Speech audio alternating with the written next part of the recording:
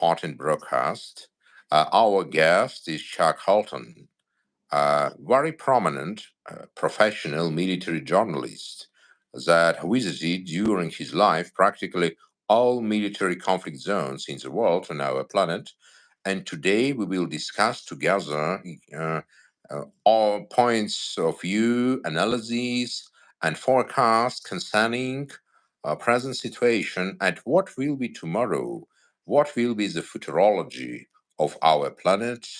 Uh, and dear Chuck, take the floor, please. And first question, very important question concerning Ukraine. What is your vision, present moment?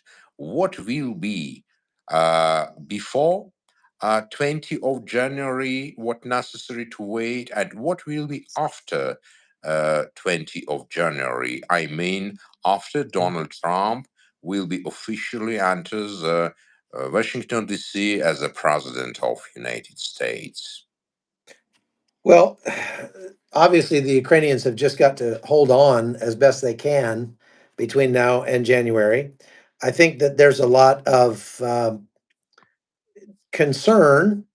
There are a lot of people in Ukraine who are worried about what will happen when Donald Trump takes the presidency because of the campaign issues that he made over the amount of money that the United States has spent there and over pressuring Ukraine to essentially lose the war by ending the war without having kicked out Russia off their territory. And so I uh, I suspect I'm leaving tomorrow to go to Ukraine, and so I'll know more when I get on the ground and get to talk to people about it some more. But from talking to people that are there now, things are dark, things are difficult. Russia has been intentionally continuing to attack the power grid, and of course, that's an act of terrorism against the civilian population. That is not a military target per se. They've also been targeting a lot of civilian infrastructure throughout the country with huge amounts of drones and missiles and things like that. So this is not the best time of the war. It's probably the hardest, most difficult time in the war that we've seen so far. They've had to open up general conscription now, or general mobilization, I should say. They have not lacked for volunteers in Ukraine. But up until this point, most people don't understand that they just thought that they were drafting every man, woman, and child practically to enter the war. But that's not the case. In Ukraine, they were only allowing people that were like 37 and older. Initially, people who only had military experience to join, and then they opened it up for other people. But just in the last 2 weeks, they've reduced the age of entry to 18. And there are plenty of young men who are signing up.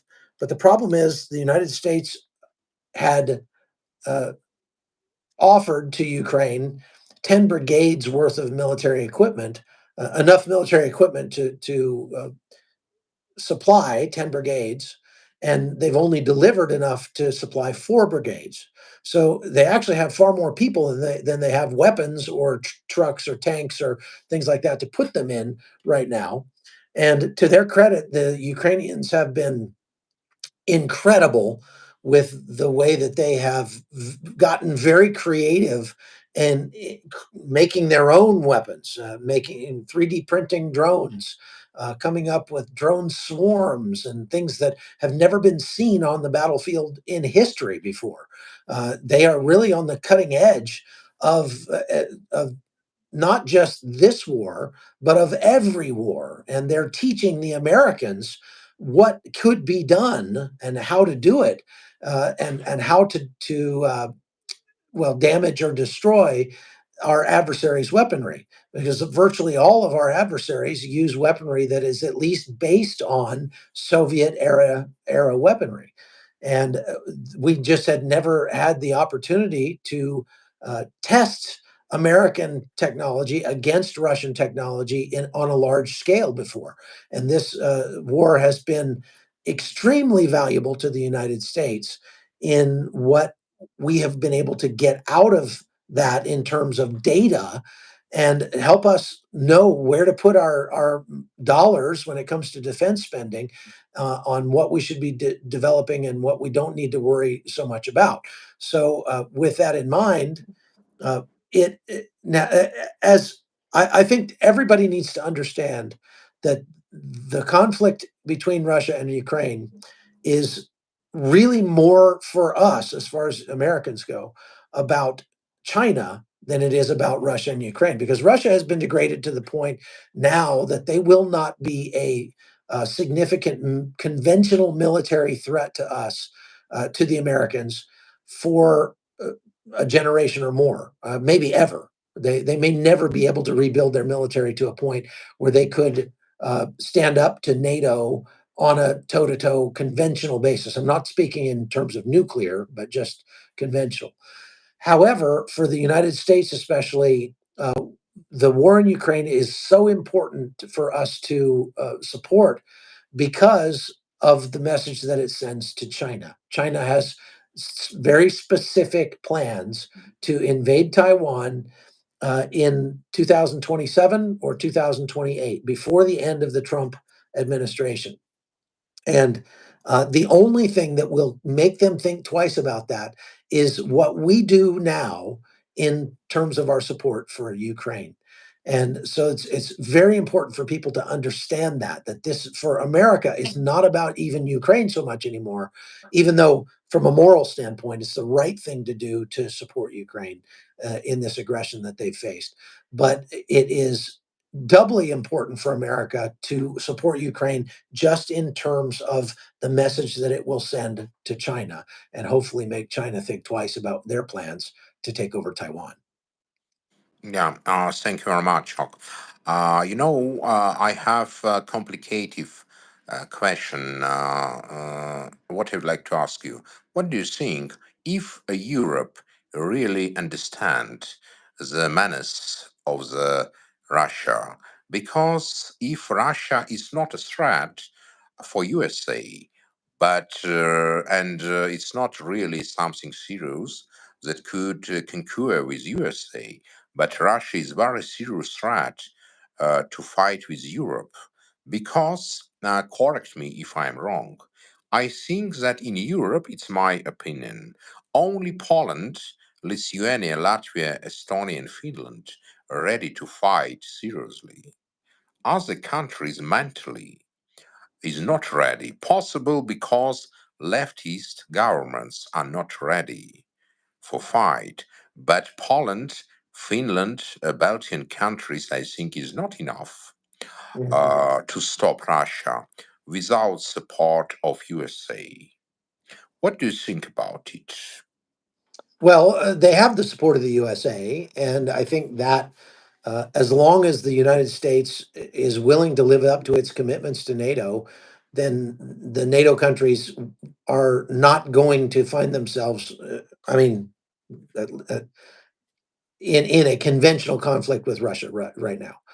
The fighting that's going to be done is being done in Ukraine, and the Ukrainian people are carrying the majority of the load for the entirety of Western Europe.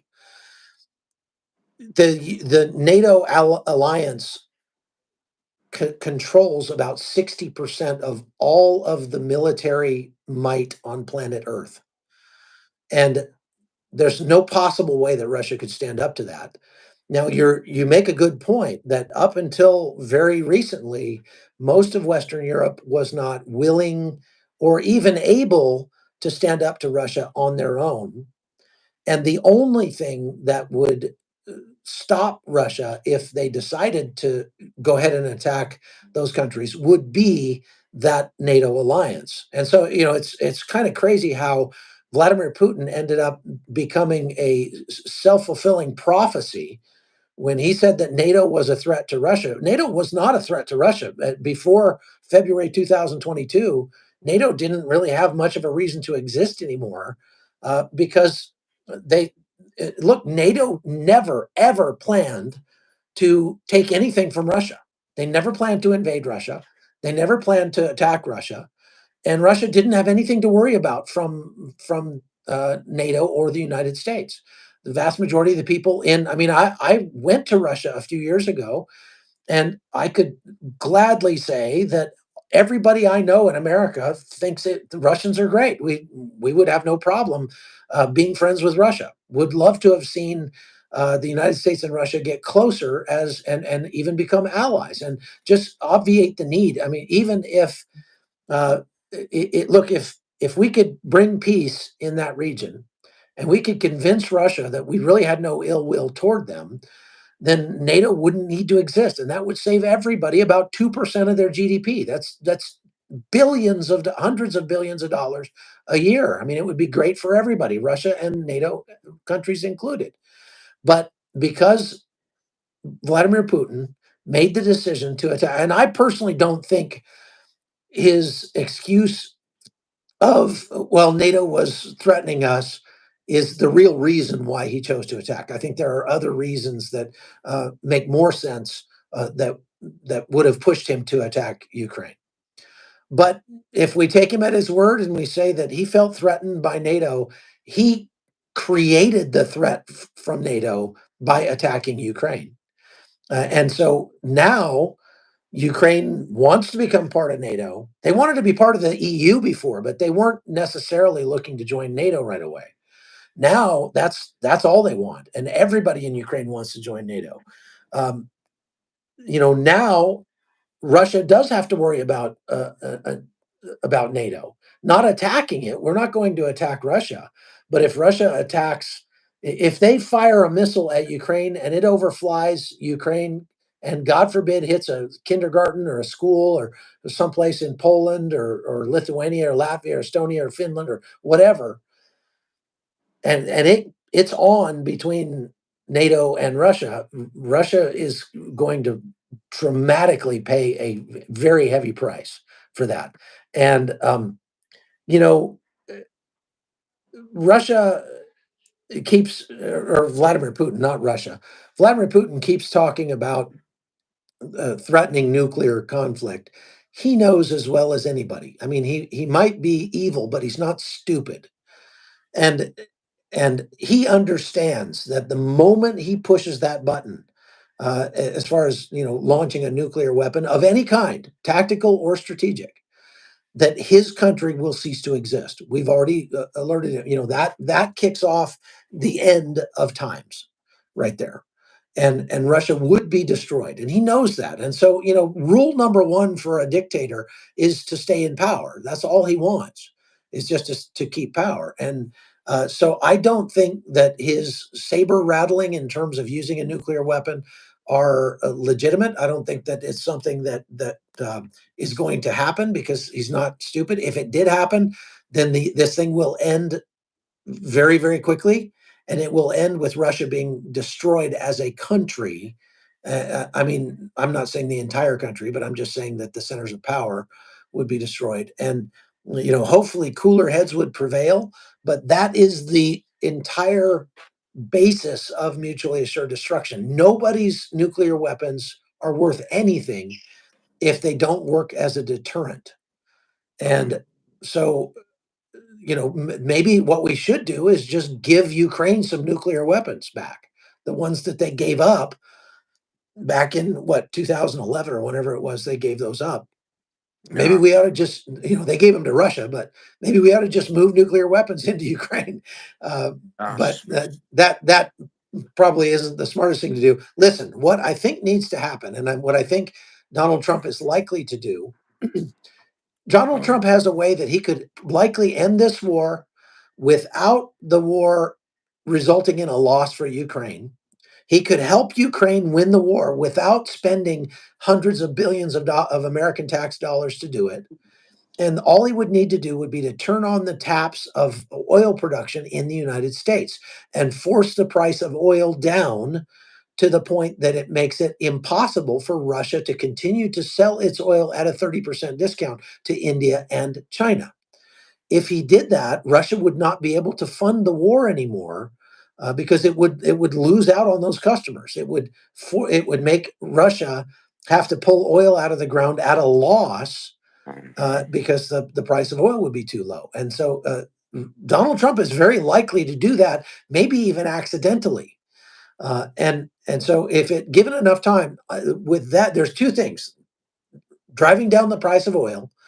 And the second thing that Donald Trump can do that wouldn't cost American taxpayers anything would be to seize and release those $300 billion of Russian assets that are being held, being frozen in the West, and release those to Ukraine in order to buy military equipment that it needs. And that $300 billion would give it the ability to get everything it needed to finish this war. And we see that right now it's kind of a race to the bottom. Russia is losing upwards of 2,000 troops a day, they say. And the Ukrainians obviously are struggling to field enough equipment to get the troops out in the field. So it's just a race now to see who loses the least.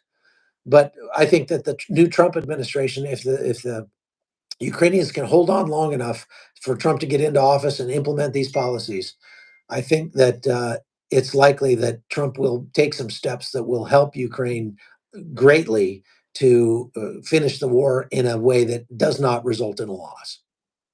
Yeah, thank you, Chuck. You know what problem I see? Ukraine, it's clear, has no enough military power to compare with Russian military power Right. because Ukraine mobilization potential is limited. We understand this. Yeah. Impossible to compare with Russians. And I think that without support not only by different military equipment and missiles, but also Ukraine need a support of military units because Ukraine it's a medium European country. It's not such big country as Russia. It's very serious problem because and Belarusia and North Korea and other countries assist Russians sending their soldiers and officers, but nobody assists Ukraine. It's a serious problem, I think. Also, I completely agree with you because if President Donald Trump will increase taxes for China's goods from 20% to 60%, the war will be stopped tomorrow. If a SWIFT mechanism will be stopped for Russia, the war will be stopped tomorrow. We understand it. Not necessary use only missiles. You know what's the problem? I spoke recently with one of my friends, very prominent European general, and he told me, listen, the problem is not in Russia, problem is in Putin. You know what I told him? You think it's a Putin rape children in Bucha and rape children in small towns and villages. It's not Putin, Right. my friend, I told him. It's Russian soldiers. You know, when Germans invaded Ukraine during World War II, they not rape 1 year, 2 year girls and boys, but Putin's army do it, and everybody not react. It's a big problem because It really is. I mean, the Russian military is not disciplined, and an undisciplined military is very likely to commit those terrible acts of rape and torture and extrajudicial killings and those sorts of things. I actually made an entire documentary about Russian atrocities in August of 2023, and I'm sorry, August of 2022, we made the documentary, and it won an award from President Zelensky. But so there is so much evidence that the troops that are being sent into Ukraine, especially now, are not professional soldiers. And this is a point that I want to make from my experience in spending 6 months already covering this war. Russia has more people, without a doubt, but they don't have more warriors. The Ukrainians have more warriors. A warrior is the guy who is going to fight no matter what. He's not going to stop. And if Russia actually succeeded at taking over all of Ukraine, Ukrainian territory, the war would not be over. it would never stop because the Ukrainians are a nation of warriors and they would keep fighting. And this would become an insurgency that would go on forever. And it would be a thorn in Russia's side until the point where Russia begged Ukrainians to take their country back. I really believe that. I mean, I've spent time, like you mentioned at the beginning, in every major and many minor military conflicts over the last 20 years. I spent a tremendous amount of time in Afghanistan, in Iraq. I've been to Armenia. I've been covering the war in Burma. I've covered every war that's been out there, Syria, and you name it. Yeah. And I will tell you one thing: I've never, not even in the United States, have I met a nation of people like you have in Ukraine, who are just a nation of warriors. And they're so brave, they're so courageous, and they're so intrepid. And they're even without the assistance that they need from the US.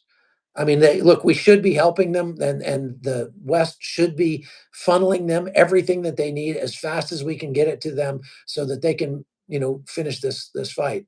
But even without it, they have been so creative at coming up with drones, and they come up with a $500 drone that will take out a $4 million tank, and they've negated so much of Russia's military might that Russia has. They were counting on the combat power of their armor and artillery to be able to win this war for them. And we found out within the first 2 weeks of the war that that wasn't going to be enough, because it wasn't at that time the Ukrainians didn't have all of the things that we've given them since in terms of military hardware and missile defense and things like that. But what they had was heart, and their heart was amazing to see. I was there for all of it, and I was just so impressed with that. So that gave me great hope, and it still does. That even though Russia has 5 million men that it could conscript, it is very unlikely to do so. They're to the point now where Russia is having to pay $50,000 to get people to join the Russian military, get Russians to join the military, and that's why it's so much cheaper for them to go get North Korean soldiers to do that. What Yeah. we should be doing is airdropping leaflets in Korean over Western Russia, that show pictures of the beautiful women in Western Europe, and say, if you give yourself up, you can come to Western Europe and these nurses will take care of you. And I mean, these North Korean soldiers have no idea what the rest of the world looks like. This is an opportunity for Western Europe to not only, take those guys off the battlefield by talking them into giving up. You've probably seen, as I have, the very creative advertising that Ukraine has put up all over on billboards, especially in eastern and southern Ukraine. That billboards that advertise, come turn yourself in and bring your tank along, and we'll give you $50,000 for your tank. And actually offering to buy the military equipment from the Russian soldiers. And those sorts of very creative things will work doubly well, I think, on the Korean troops as they come in, because they've never seen anything like the rest of the world. And they think that the entire world is worse than North Korea. And what they're going to find is that it's so much better, they're never going to want to go home. And if North Korea got them back and brought back thousands of North Korean troops who have seen how good the rest of the world has it with things like indoor plumbing and electricity, they're going to go back to North Korea and they're going to want that stuff for themselves. And so it would likely destabilize the North Korean, uh, you know, government. And that's one reason why I believe North Korea never wants these troops back. They intend for all Yeah. of these troops to Yes. fight to Yes. the Yes. death. Yes. I think that will not come back because it's Right. destabilized completely. Right. You know why I'm skeptic concerning capability of Western Europe to fight. I'm very open. I never think what I need to tell, I tell as analytic as I see. If Western European governments possess the migration of solidarity to kill European culture and Christianity, you think they will fight with Russians? Never. Never. Because Yeah. Western European governments kill Europe, organizing unnecessary, stupid migration of unprofessional population from Africa and Asia that hates the Europe, and they invest money in this process, and they will not fight because the governments of Western Europe hate their countries because they possess it. It's my opinion. I don't know if you agree with it or no, but I think I see it, and I comment what I see.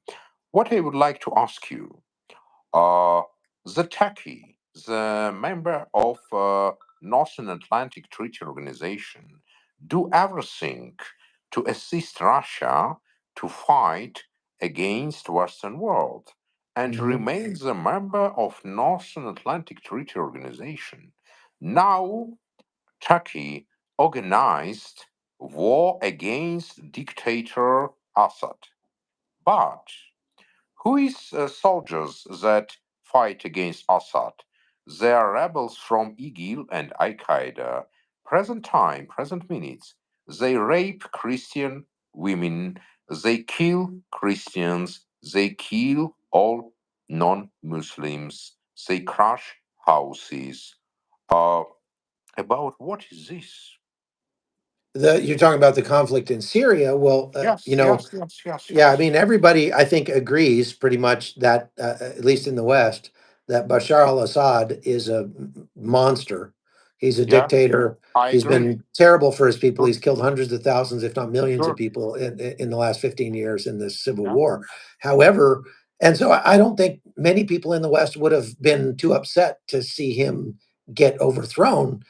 But this group that is trying to overthrow him is, if anything, much worse because they Yeah. are the remnants of ISIS.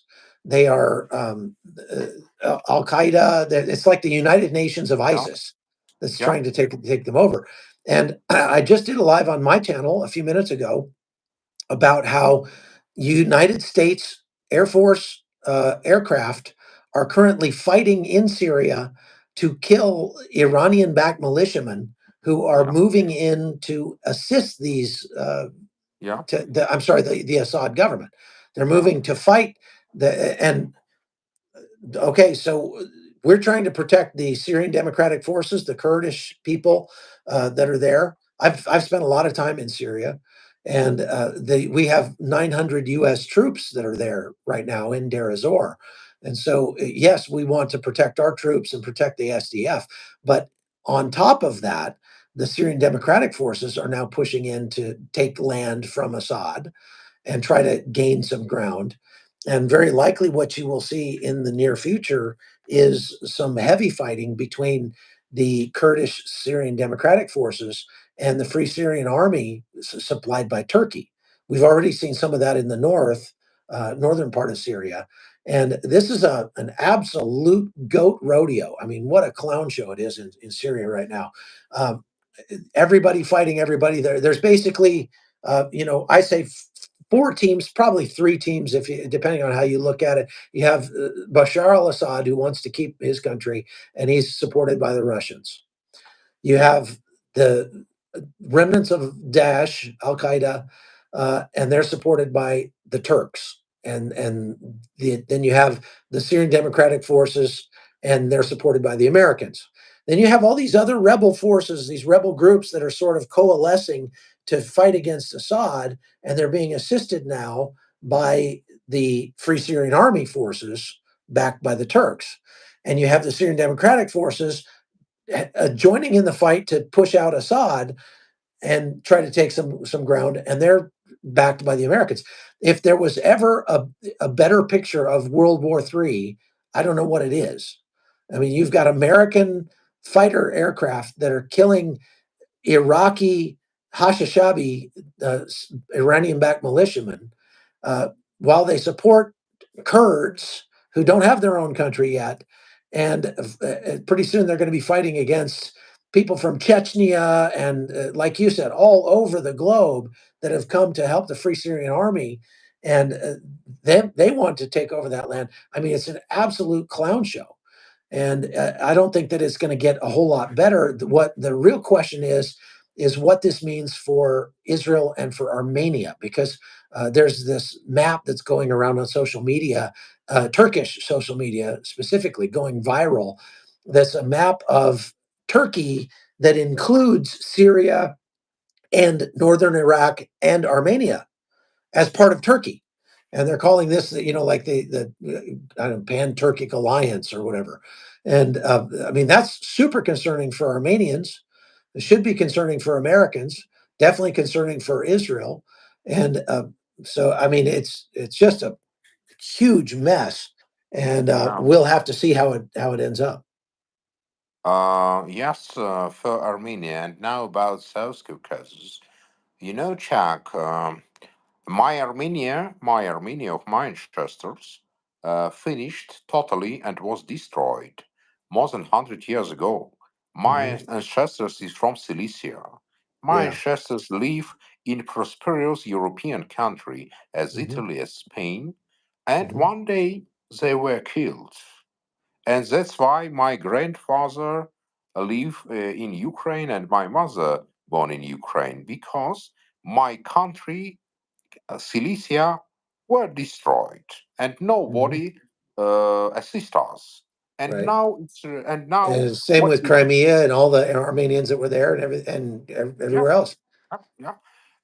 Majority of territory of Turkey is Armenia, where Armenia were killed, totally killed, Islamized, and now Armenians in Western Armenian Cilicia afraid to tell that they're Armenians.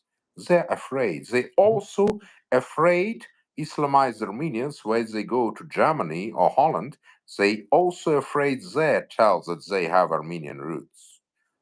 It's a reality, and such country is a ally, one of the most important ally of North Atlantic Treaty Organization. I think such Western civilization, it's a real profanation and imitation. When Turkey is a bulwark of Western world, I think it's something phantasmagoric. But So, it's a what do you reality. mean by that? I mean, for the Western world, what do you mean? I mean our civilization, Hmm. civilization of Europeans, civilization of Christians, civilization that create everything from the chair, table, MRI Right. mechanism, car, because I think it's our civilization created only that everybody use. It's only one civilization. That's why Hmm. when I speak civilization, I speak about European civilization Yeah. and the colonies of Europe. I don't know other civilization. It's only one, Sure. based in the culturology. And Turkey, criminal country that continue its criminal cases to its ally of such of present European civilization. It's a tragedy. And Turkey every day threaten Armenia and a colony of Turkey, Azerbaijan, created by Joseph Stalin 100 years Hmm. ago from Yeah. nothing, from zero. Right. Uh, it's kind of a country of Tolkien that was created from nothing. Hmm. Also threaten Armenia, Yeah. situated on Armenian lands, annihilating, organizing ethnic cleanings, destroying monuments that nowhere exist in the world because it's 1,000, 1,500 year monuments. Everything is happened, and everybody is closed mouth. Nobody Right. do real things. Yeah. What is the way for Armenia? What do you think? To die, or Western countries will secure Armenia? What do you think? Armenia is in a very tough spot because I always say that Armenia is a beautiful house in a bad neighborhood. And being the only Christian country, or the world's first Christian country, and is surrounded by Muslims who are either enemies or other countries who are like Georgia, have their own problems and are basically ambivalent. I think what you're seeing is, especially like what you're seeing in Georgia right now, um, needs to happen more in Armenia. Armenians still have many Armenians, especially older Armenians, still have a soft spot in their heart for Russia. Russia was their big brother, basically, after the Soviet Union fell, and they still speak Russian.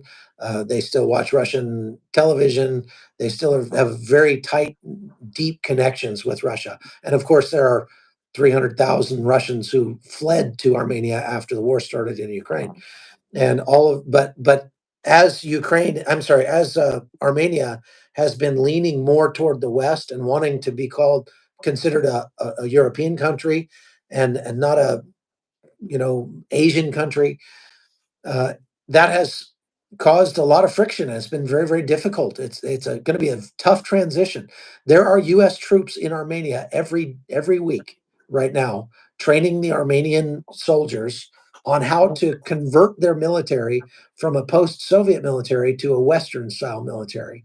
And there are some very big benefits to them for that. They're seeing the writing on the wall that Russia as a country is going to collapse eventually.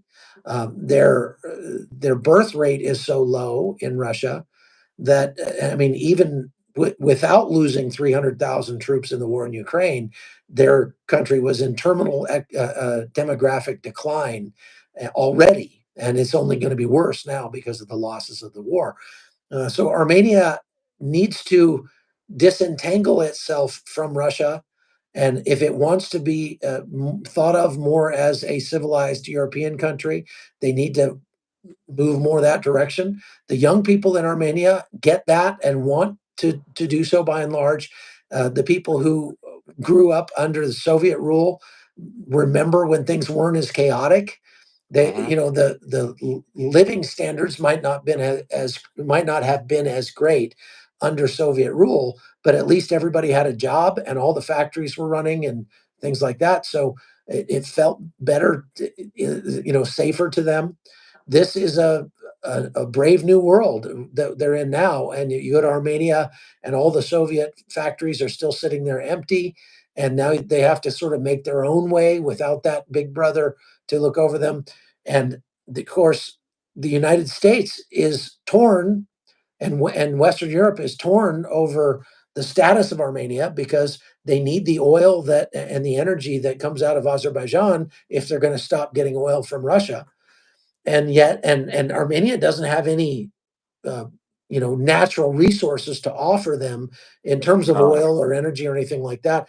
And that makes it it really comes down to a moral standpoint upon which the West should be standing to support Armenia.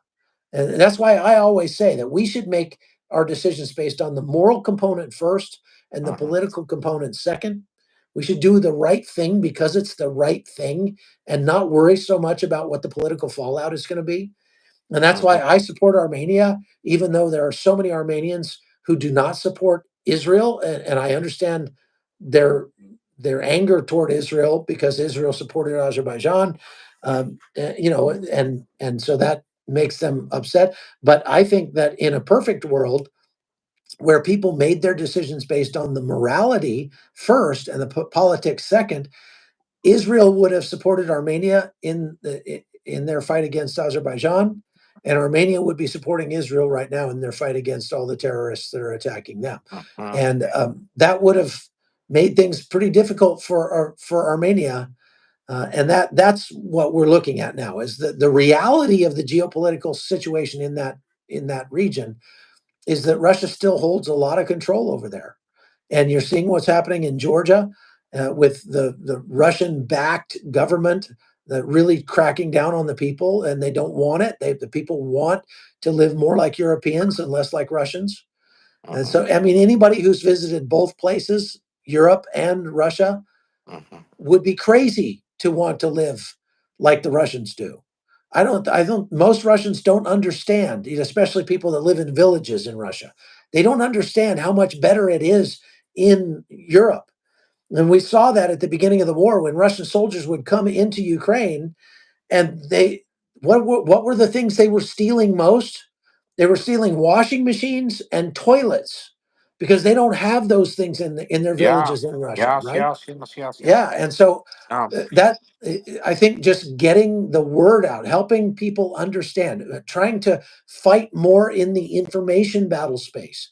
Europe and the United States could do a much better job of just changing people's hearts, changing their minds to want to be part of a civilized society by just helping them understand what it's like to live in a civilized society and working harder on getting the information out that life is better in Europe than it is in Russia. And if more people understood that, then more people would probably want to join them. Yeah, I completely agree with you and share this.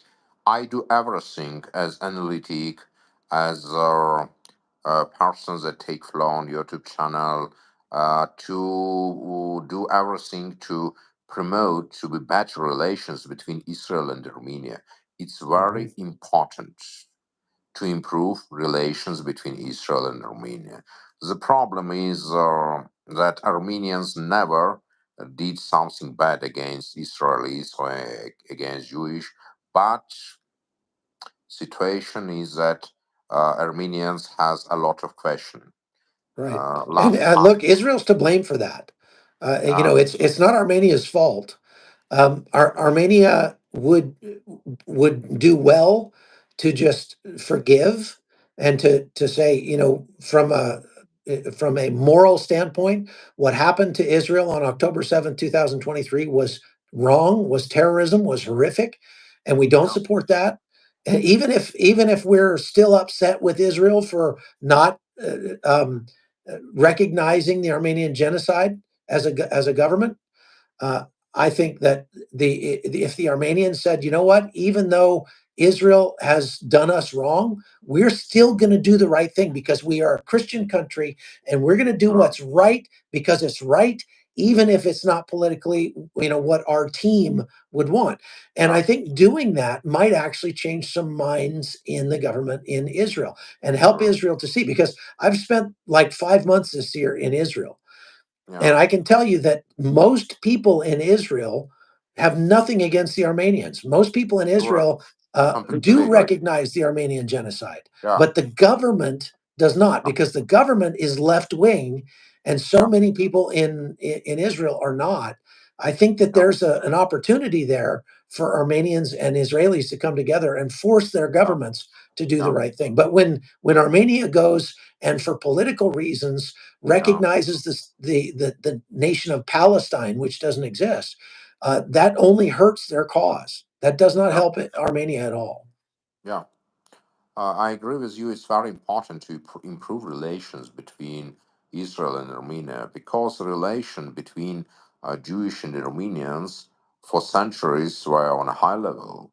And Mhm. also, in Bible is written when Jewish will have problem, go to Armenia. Yep. So in Torah, Yep. that's why it's very important. And I do everything to push this process, and will do it. Sure, it's Mhm. very important for both nations, not only for Yes. Armenians. Yes. I remember the times when Armenians fight against Russians, Turks, Mojaheddins, Chechens, and others.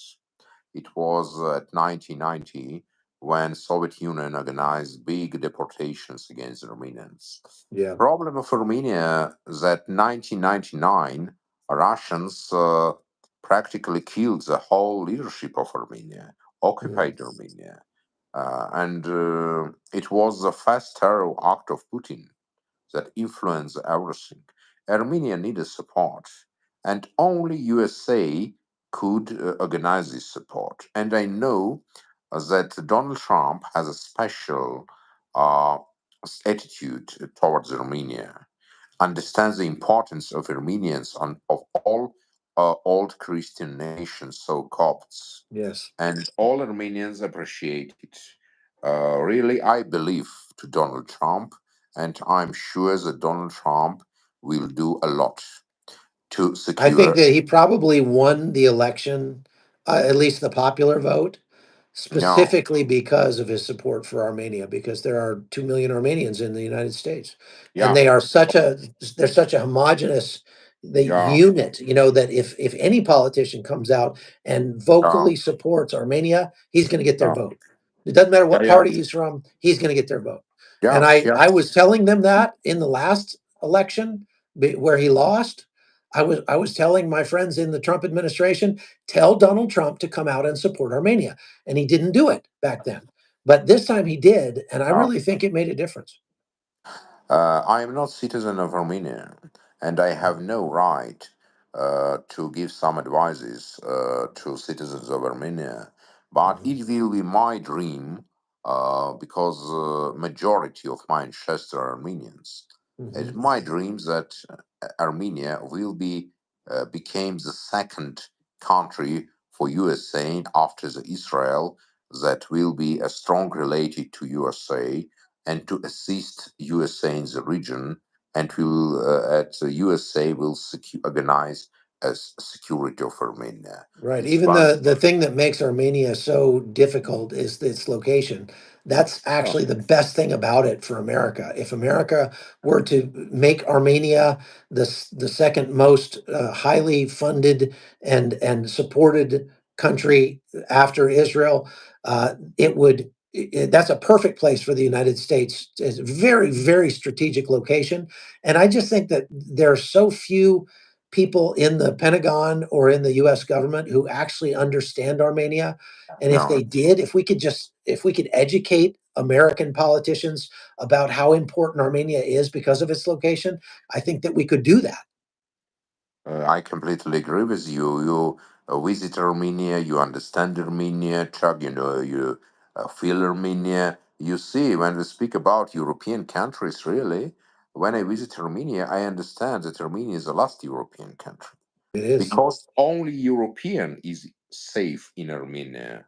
Yep. Only in Armenia, the young girls could at night go Mhm. through the capital. Nothing will be happened with That's right. them. There's Only no in place Armenia. in the entire country where I would not gladly send my wife out at 11 o'clock at night by herself.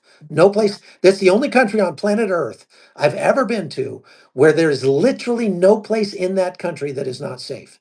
And the people are absolutely wonderful. I'm, Oh, of course, maybe a little biased now because I'm a papik. I have an Armenian granddaughter.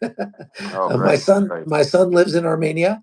And Wonderful. so, we love that country. We love the people there. Yeah, And it is very clear that what sets Armenia apart from the rest of the world, really, is the yeah, fact that they have the legacy of Christianity, yeah, of being a society that says, love other people like you would want them to love you. That's its founding principle, is love others, is yes, it's a nation that was founded on yeah, love. And when you have a nation like that, it's going to be a safe country. It's going to be a great country to visit. And if only they could defend their borders, if only they weren't surrounded by angry Muslims who wanted to see them destroyed, it would be it would be up there with Venice and Paris and places like that on the world stage as far as places to go for vacation. I still think people should vacation there. That's why we bring tours to Armenia every year. And this year we had 4 tours to Armenia. We brought hundreds of people to visit the country, and I hope to do more of that this coming year because yeah. I just love Armenia with all my heart. Uh, it's something fantastic. I visited practically the most countries of the world Hmm. during my life. I am 49 years old. And really, I tell this not because I'm Armenian. All Armenian districts in the world are safest Yes. place. If you will go to California, where Hmm. it's no criminal gangs, where criminal gangs afraid to enter, it's Hmm. Armenian towns with That's right. Armenian population. Because Armenian never attack, but Armenian best defenders in the world. Hmm. If Hmm. somebody attack Armenian, Armenians became very dangerous It's warriors. because if you But attack one, you attack all. yeah, but Armenians never attack others. Exactly. Yeah, and everywhere where it's Armenian districts in Marseille, Glendale, anywhere, Hmm. Armenians kind of secure also Europeans and Christians, not only Armenians. It's very Hmm. important. It's Yes. kind of special Armenian part of Armenian cultural behavior. Mhm. Yeah. What I would like to tell, Chuck, is the first, thank you very much, because your thoughts, your position is not only very smart, but it's very professional to really understand for our viewers what is happened from the professional point of view, because a lot of people speak about a lot of journalists, about experts, but really it's so unprofessional. But your vision really is professional, and that's why we appreciate it. And a lot of commentaries that I read during our broadcast, yes, about it, about your yes professional opinion concerning what's happened. Thank you very much. I would like only ask you that next time we will speak about other regions. We will return back to Ukraine, to other vital conflict zones, so dangerous points of geopolitics. And yeah, I think everybody, all our viewers, will be wait our next broadcast. That'd be And I hope, fantastic. I'm happy to do it. It's an yeah. honor and a pleasure to speak with you, sir. Oh, yeah. Thank you very much. Mhm. Thank you very much, and see you. Okay. Okay. Goodbye. Okay. Goodbye. Thank you.